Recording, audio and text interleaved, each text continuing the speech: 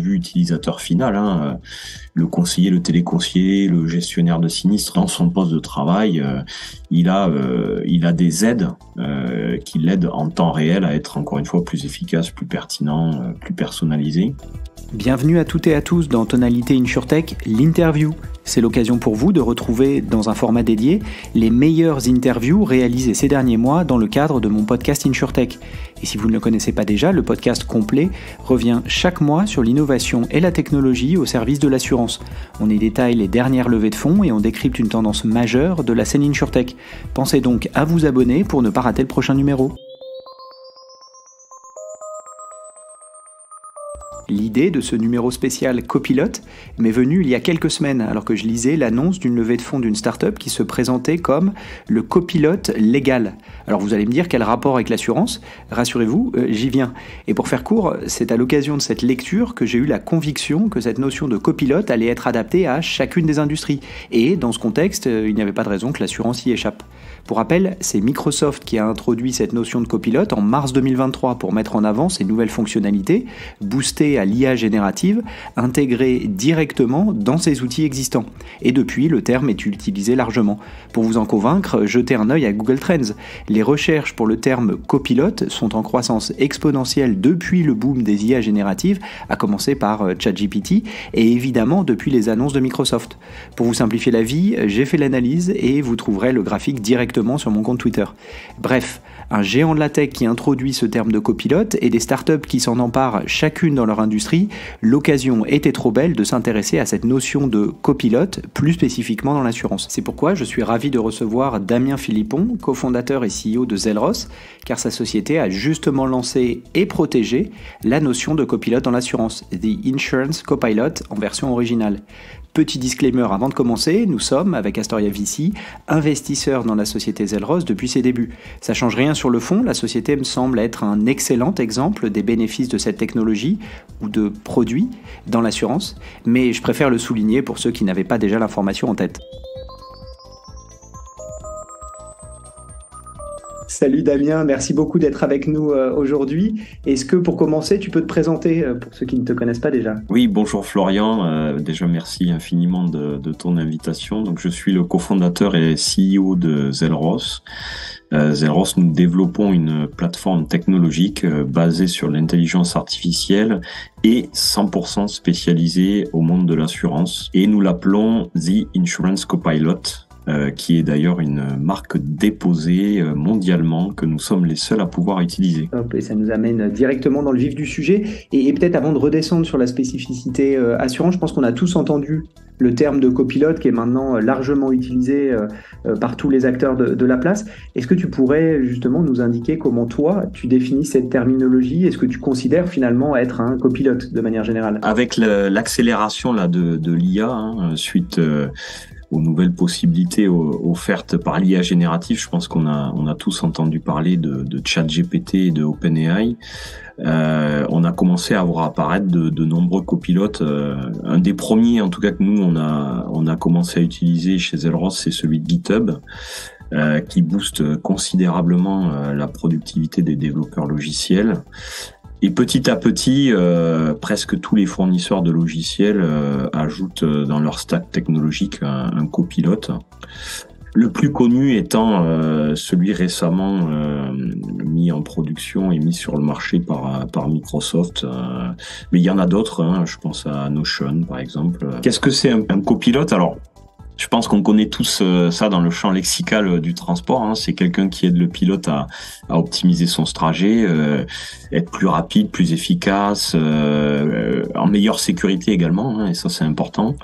Et le copilote, c'est pas celui qui conduit. Donc ça c'est aussi super important. Je pense qu'on en parlera plus tard, mais c'est celui qui aide le pilote à mieux conduire, mais c'est pas lui qui actionne, c'est pas lui qui prend les décisions. Il est en support du pilote. Et concernant plus spécifiquement Zelros, nous ce sont nos utilisateurs qui nous ont eux-mêmes donné l'idée d'appeler notre technologie de cette manière-là, The Insurance Copilot, parce qu'au tout début du démarrage de Zelros, ils nous disaient que Zelros était un peu leur GPS de l'assurance.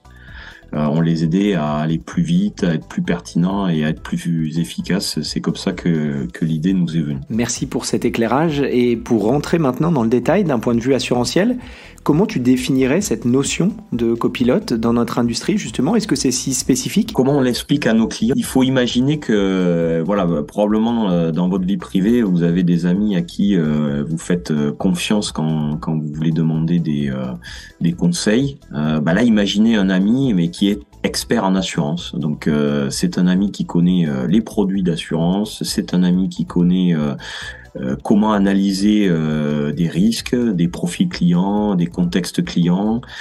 C'est un ami aussi qui connaît tous vos clients par cœur. Il connaît toute l'historique de la relation client, tous les échanges, toutes les pièces justificatives, les emails, la cartographie, le profil de chacun de vos clients.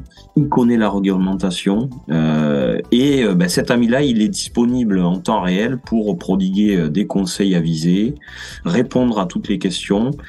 Donc, in fine, aider l'agent ou le conseiller ou le téléconseiller à mieux protéger, à mieux servir ses clients. Merci Damien. Et pour illustrer ça, est-ce que tu pourrais nous donner un exemple de ce que vous faites justement chez Zelros et surtout ce que ça apporte à vos clients? Oui, tout à fait. Alors, notre cas d'usage phare, c'est l'aide aux devoirs de conseil.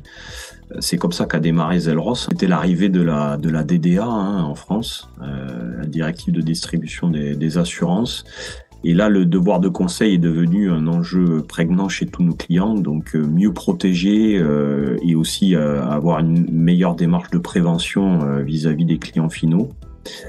Donc ça, c'est notre cas d'usage phare en tant que de copilote. Et pourquoi? Parce que c'est compliqué pour un conseiller ou un agent de connaître toutes les garanties, toutes les limites de garantie de tous leurs produits. Et c'est encore plus compliqué d'expliquer l'importance de chaque produit, de chaque garantie de manière personnalisée à chaque client étant unique en fonction de son profil et de son contexte. Donc c'est ça qu'on apporte avec notre copilote, cette double capacité, plus d'expertise produit d'un côté et plus de centricité client de l'autre. Cas d'usage hyper concret, merci pour ça. Est-ce que tu aurais d'autres cas d'usage en tête, qui soient d'ailleurs existants comme celui-là ou plus prospectifs? J'avoue qu'on est extrêmement excités chez Zelros. Je disais à nos clients, lors de notre journée client au mois de juin, n'hésitez pas à nous demander l'impossible parce que probablement il y a un an, on vous aurait dit que c'était impossible. Aujourd'hui, avec l'arrivée des LLM, ces fameux Large Language Models, qui est le sous-jacent technologique de l'IA générative, ça ouvre des opportunités assez incroyables. Donc nous aujourd'hui, ce qu'on vient de mettre en production chez des premiers clients, c'est qu'au-delà de l'expertise produit qu'on apporte, maintenant on aide les conseillers ou les agents sur toutes les demandes entrantes de leurs clients. Donc tout ce qui est lié au service client, à la gestion de police. Que ce soit sur des sujets réglementaires comme du KYC, sur des sujets de procédure, sur des sujets de sélection de risques, sur des sujets de découverte client. Et même de plus en plus sur de l'automatisation de tâches. Je pense par exemple à de la rédaction de comptes rendus d'entretien ou d'appels clients, la rédaction d'emails, la lecture de pièces justificatives. Voilà, ça ce sont tous des sujets qu'on adresse déjà ou qu'on adressera très prochainement avec ces LLM. Et d'ailleurs, ça soulève aussi la question de l'impact sur les ressources humaines. Dans l'InsurTech, on a souvent opposé la technologie et l'humain, et on parle souvent d'efficacité pour les employés quand on parle d'intelligence artificielle. Comment tu vois l'impact de ce copilote ou ces copilotes pour les équipes métiers, justement? C'est une vraie question, je pense que c'est un vrai sujet. Notre point de vue chez Zelros, d'ailleurs, on avait fait un webinar avec AXA et Microsoft là il y a quelques semaines et c'était une des questions aussi qu'on s'était posées. Notre point de vue, c'est que les copilotes vont pas remplacer les humains. Je pense que ça fait des dizaines d'années maintenant que l'on entend ce discours et cela n'arrive pas. Par contre, ce qui est certain, c'est que les humains qui n'auront pas appris à utiliser des copilotes et à collaborer avec ces copilotes seront remplacés par des humains qui, eux, ont appris à travailler avec ces copilotes, ont appris à être plus efficaces, plus pertinents, plus rapides. Ça, c'est notre point de vue et du coup, ça Ça pose l'enjeu de la formation, ça pose l'enjeu de la pédagogie. C'est un sujet qu'on a pris à cœur chez Elros. On a d'ailleurs lancé là en septembre une série de mini-vidéos qui explique ce qui va changer avec l'IA générative dans l'assurance et que je vous invite à consulter. Et ce qui est certain, c'est que voilà, le temps gagné grâce à ces copilotes, nos clients vont consacrer ce temps-là gagné à des sujets à plus forte valeur ajoutée, parce que on peut toujours aller plus loin. On sait que les assureurs ont un enjeu de devenir des partenaires de vie.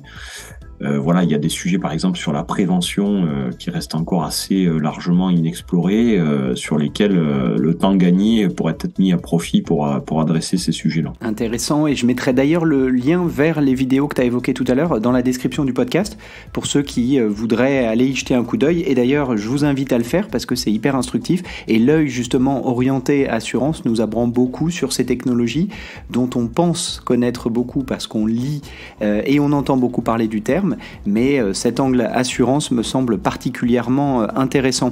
Et d'ailleurs, je reviens un peu sur ce que tu disais tout à l'heure, au-delà de cet angle humain plus technologie, ça me fait aussi penser à la question de la verticalité, puisqu'on voit que les géants de la tech développent eux-mêmes des copilotes qui sont généralistes, horizontaux, quand vous, par exemple chez Elros, vous développez des copilotes spécialisés, orientés métier, orientés assurance. À ton avis, on s'oriente vers une cohabitation des deux, selon toi, ou les spécialistes vont au final prendre le dessus, comme on le voit pour d'autres technologies? C'est un sujet sur la technologie qui existe depuis tout le temps et qui va se refléter aussi dans le monde des copilotes. Il y a des fournisseurs de technologies très horizontaux qui fournissent des briques de base. Et puis, il y a des fournisseurs de logiciels extrêmement spécialisés, comme nous le sommes, nous, sur l'assurance.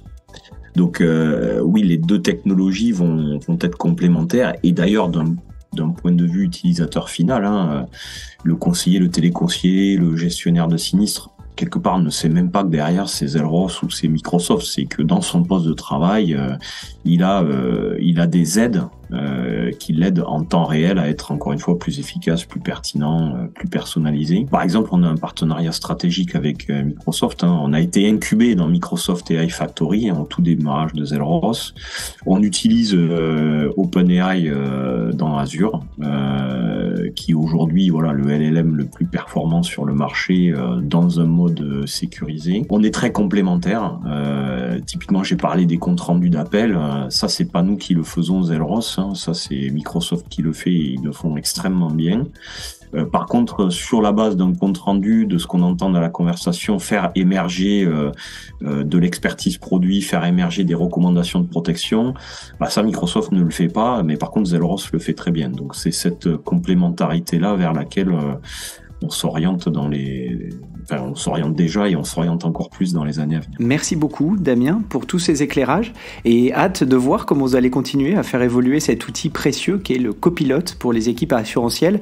D'ailleurs, je mets un lien vers votre site internet pour celles et ceux qui voudraient en apprendre plus sur votre solution, votre produit et comment vos clients en bénéficient déjà. Merci beaucoup Damien. Merci à toi Florian à nouveau et merci de nous aider à faire progresser l'innovation dans le monde de l'assurance. C'est une magnifique industrie avec une mission hyper noble. On en a parlé aussi avec Microsoft que c'est une industrie qui peut être leader sur l'utilisation de ces nouvelles technologies d'IA générative au service des clients finaux.